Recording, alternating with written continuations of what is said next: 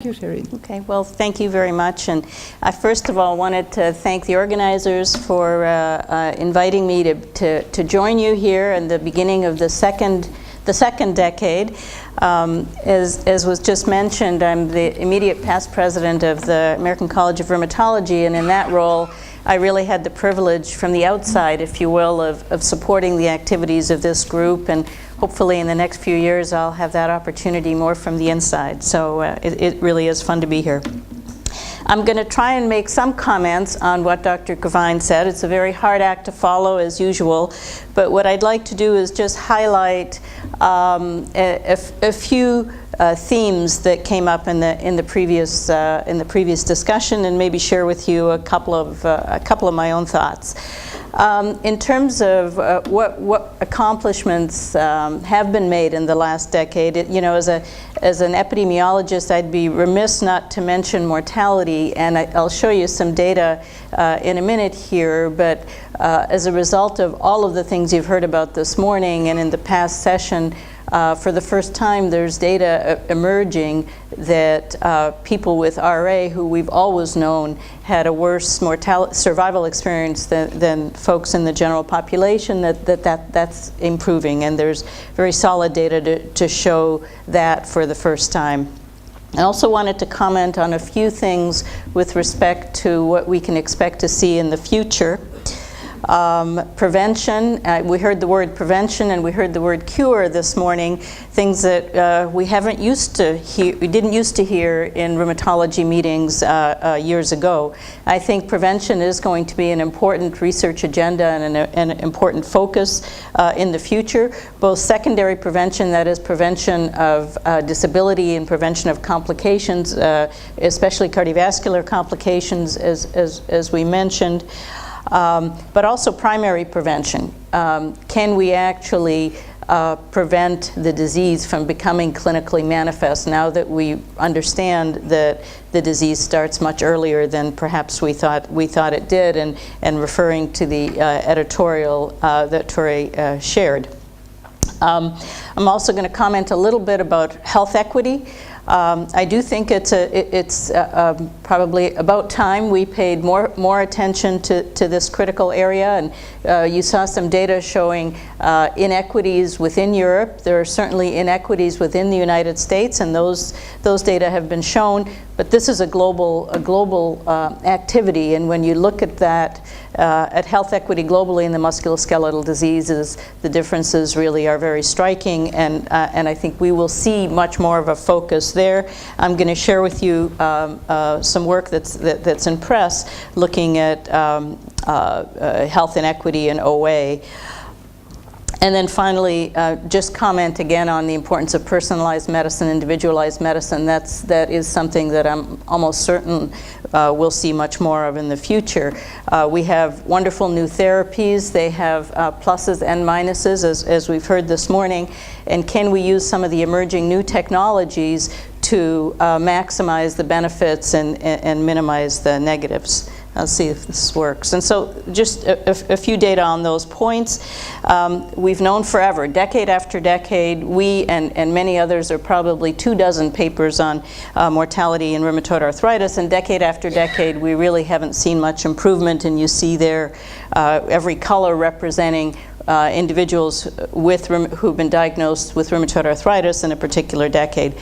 For the first time, individuals with rheumatoid arthritis in our cohort, and again that's appearing in the literature elsewhere, have started to sort of separate from the curve, and you can see the pink line on the top there showing a significantly improved survival of individuals with RA diagnosed in the last decade, and we presented these data at EULAR, and hopefully one of these two great editors will see these data soon, as soon as we get the paper done. So to me, that's very exciting news. Everything we're doing, whether it's the biologics revolution or just being more aggressive with early therapy or all of the above, is having an impact not only on disability, as we just learned, but also on lifespan.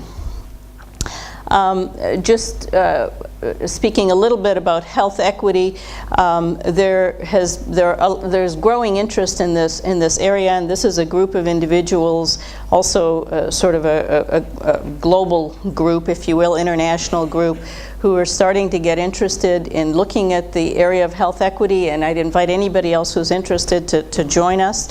And Corey Borkhoff just finished off a piece of work that's now in press in Arthritis Care and Research, trying to do a meta-analysis of interventions to improve health care for disadvantaged populations with osteoarthritis. And the most disappointing thing of this effort was how little work exists out there. I mean, we know that individuals with OA who are from disadvantaged populations suffer more, but there's very little literature out there and research out there on what actually could work, what interventions could help. And so she just highlighted some of these using this progress algorithm, which you can see there, you know, in red letters, PRO, and I won't go through this all in detail, but this just highlights evidence of those inequities with respect to OA related to place of residence, related to race, ethnicity, and culture, occupation, a lot of data on disadvantages related to gender, even in countries where there's excellent access, such as Canada.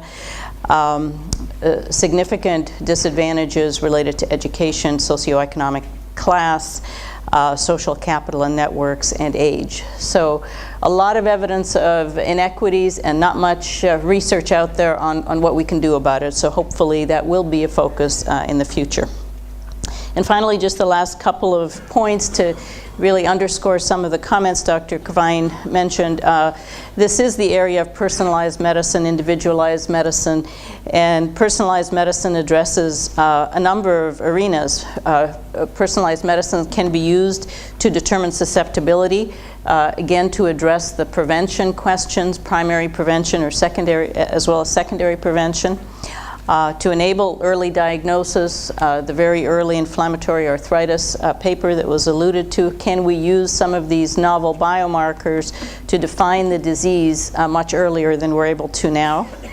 The new phase within personalized medicine called theranostics is sort of a combination of therapy and diagnostics, where you marry a diagnostic test or a biomarker with a therapy in order to target that therapy to individuals that could benefit the most with the least and minimize adverse effects.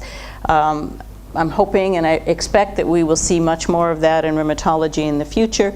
And then again, using personalized medicine for to look at outcome, to do a better job of identifying those individuals that are at highest risk, perhaps those individuals very early in the disease that are at highest risk of developing some of the complications that we see or developing very rapid progression.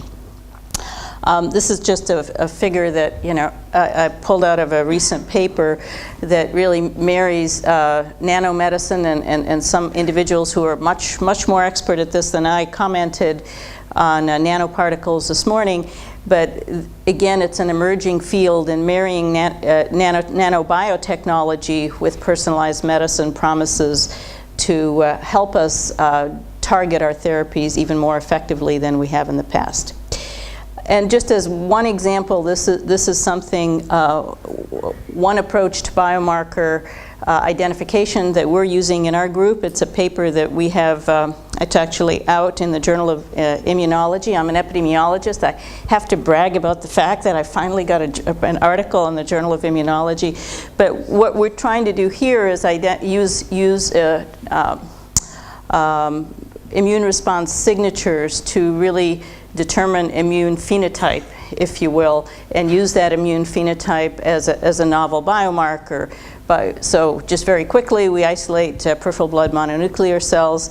We stimulate ex vivo according to a pre-specified panel of stimulants, which we choose based on the literature and our own experience, and then measure cytokine release across these 17 cytokine panel using multiplexed immunoassays. And the picture that we get, you know, some things are up, some things are down, and so on.